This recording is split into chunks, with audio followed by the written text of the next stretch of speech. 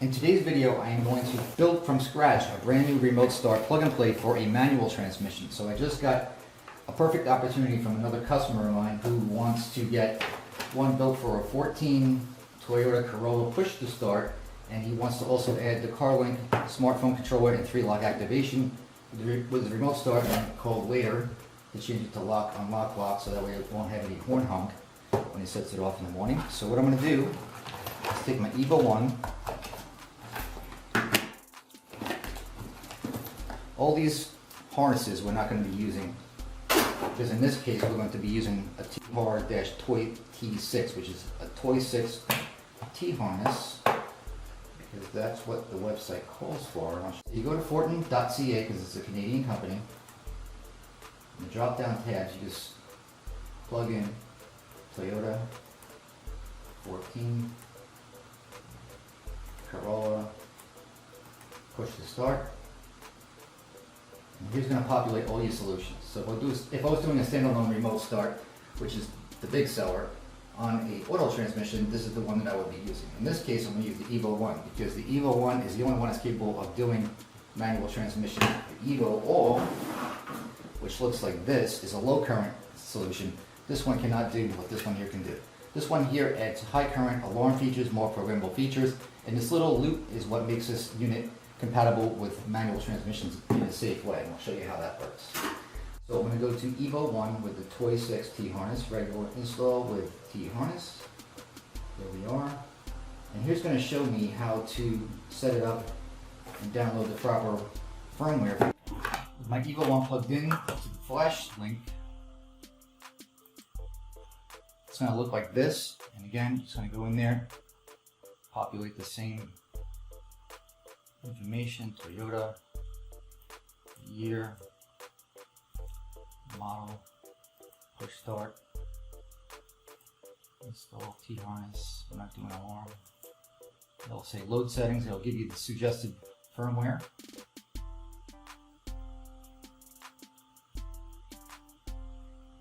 There you go. Update to 79.65, which we'll do. We'll confirm. Let that do its thing.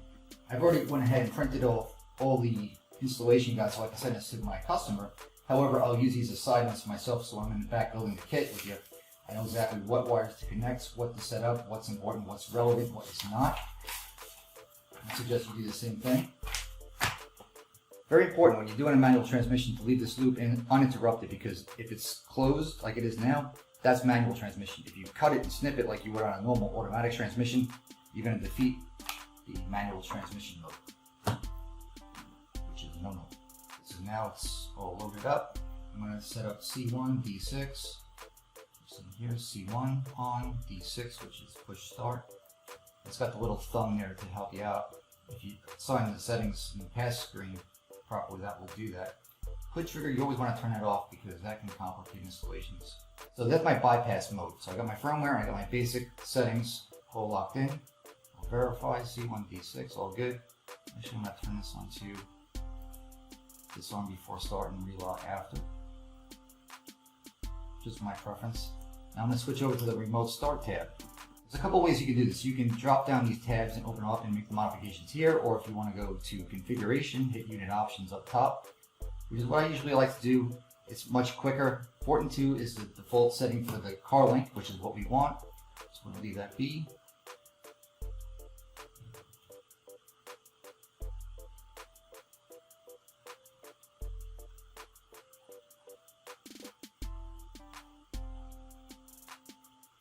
$38.2 for enable for 3-lock activation. He wants lock, unlock, lock, so that's going to be over here. That's the 5th setting: enable lock, unlock, lock to remote start, bypass module required, blah, blah, blah. That's done. So we're all done. Carlink setup, 38.2 is on, C1, D6 is on, save settings. I almost forgot one of the most important and critical parts of this video. Here's 33 manual transmission, ready mode activation. So you want to configure this. And you got a couple settings. One, you can do it by the remote. We're going to do it automatically by the handbrake and foot brake. So what you do is you turn that on, save your options. Here's how it works. This works if you're using a standalone with factory activated starting or an external RF kit or carlink like I'm using. That's what my buyer wanted. He wants it to be so that way before he gets out of his vehicle, he steps on his brake, he pulls up his e-brake, and he opens up the door, gets out, and closes it. Once the door is open and closed, the vehicle will shut down and it's in reservation mode for the following day to remote start safely. That's the trick. And that's why this unit is a manual compatible system and why an evo-one is not. Okay, so now I'm just going to wire up this kit for this customer. It's good to have the printed instructions just in case. It's good to double check your work, make sure you're working properly and have everything just the way it's supposed to be in the way that the end user is going to expect it to be. You'd be surprised just how many different ways you can wire up the same type of T-harness for depending on the vehicles. It's crazy. So that's just a whole bunch of goodies I'm going to give to him.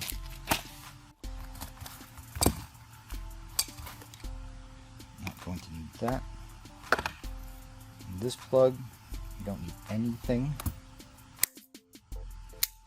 Gone. This plug we do.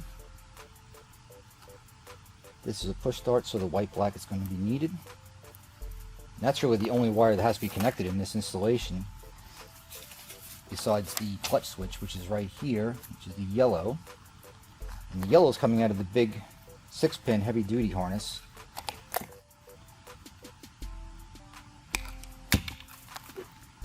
When I say the heavy duty harness, this is what I'm talking about, this guy right here. So the only thing in here that we need is the yellow, so all this other stuff all goes away.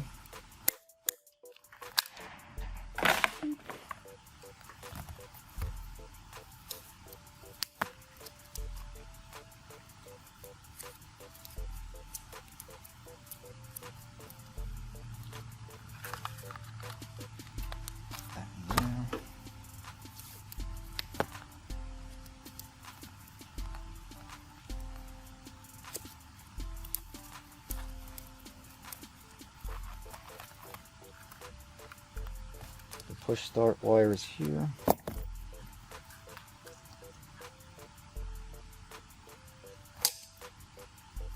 And this is going to be a T-type connector. This is an insulated male, and I have T-type connectors in the bag there for the guy, so that way he just clips this on the wire, closes it, and that's how that goes. And the male goes into the female like so. There's your connector. Tighten this up a little bit.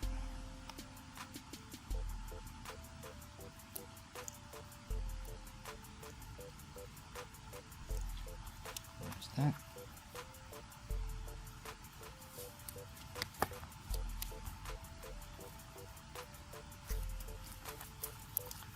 I never pull pins out of these harnesses because in the future you never know if you're going to swap this into another vehicle or if you need something down the road. Just my personal preference, doesn't mean you gotta do what I do, but right. So there's that, and you got these guys. This is for the locks. The smartphone app will actually control his locks and his power trunk if it's so equipped. So now that we got that, plug our 4-pin data plug in there. We got red connector, a white CAN connector. This guy needs a terminal on it for the clutch.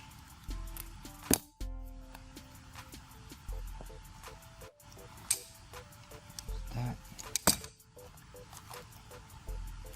Same thing again. I'll tidy this up a little bit for the guy.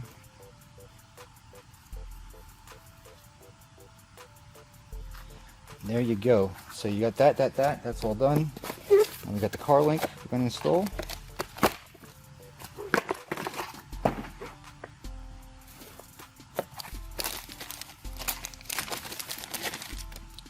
And here you're going to have a couple connectors. The DRS one you don't need. The LORS is the one you're going to need, because that repins the blue and white RX and TX leads in here, which makes it compatible. And we already set Fortin 2 on.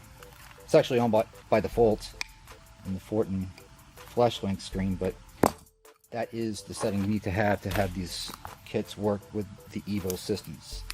4 and 2 is the one you want. These 3 wires are for standalone installations, which is not what we're doing. So we're going to insulate all those.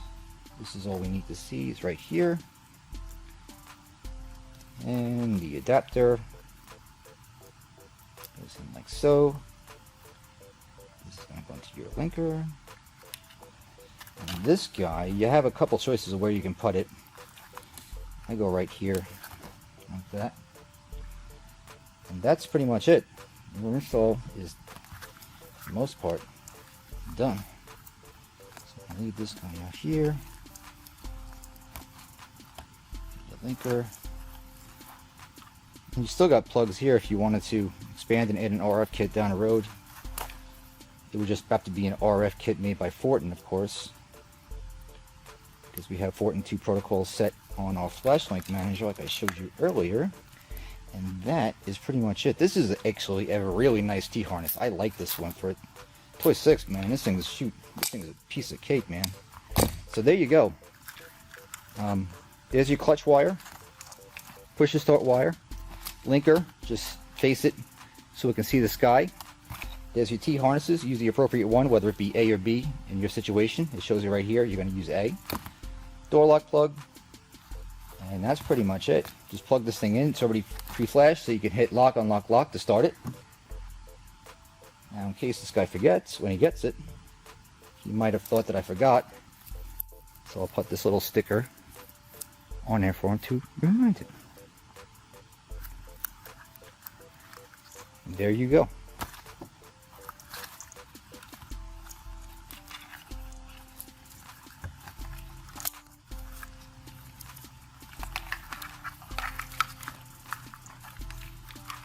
There is your Toy 6 plug and play remote start for manual transmission. Guaranteed to work, rock solid, safe as can be.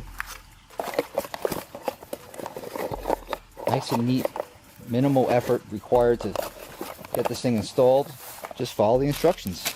Use all the parts that I give in the kit, which is very helpful. Or if you buy it from someone else, and just make sure you get all the right parts, because some people don't. They just cut corners, and I just don't roll that way. I like to give people more than they expect, not less or just what they expect. That's my goal. And I appreciate people calling me and making me their choice to make custom kits, plug and plays like this guy here did. So that's an honor in itself. So that means I must be doing something right. So if you have any questions about building one of these kits for yourself, how it works, how it wires, what is compatible, what the options are, or something I didn't touch on in this video, I've got tons of other videos regarding how to do these Evo remote start systems. That's today's video. I hope it helped you, and I hope you enjoyed it. Maybe you learned something, maybe you didn't, but that's it. If you liked the video, give it a like. If you didn't like the video, give it a like.